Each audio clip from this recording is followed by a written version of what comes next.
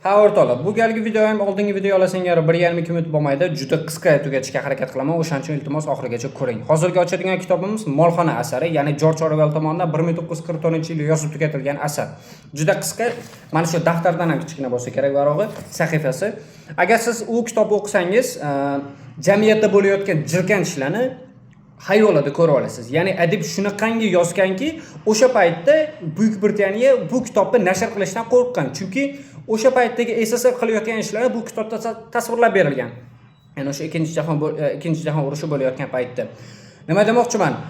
Bu kitobni o'qisangiz jamiyatda shunaqa insonlar doim borligini, ya'ni bitta hokimiyatga yoki bitta kreslga chiqqandan keyin u odam albatta iymoni kuchli bo'lsa ham ozgina noto'g'ri yo'lga yurishini, o'zini foydasini ko'zlashini va qolganligi bepisand bo'lishini juda yaxshi bilib olasiz va hozir bilaman, bu narsani bilasiz, lekin bu kitob o'qiganingizdan keyin yanada bu g'oyaga ishonchingiz ortadi. Oshibcha gapirmayman, bu kitobni o'qishingiz shart. Men sizga shart demayman, bu kitobni o'qishni tavsiya beraman, xolos.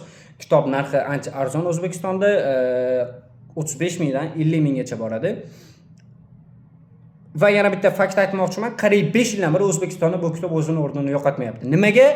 Ligini o'zingiz bu kitobni sotib olib, o'qib ko'rishingiz mumkin. Charchamaylar, ishlaga omad.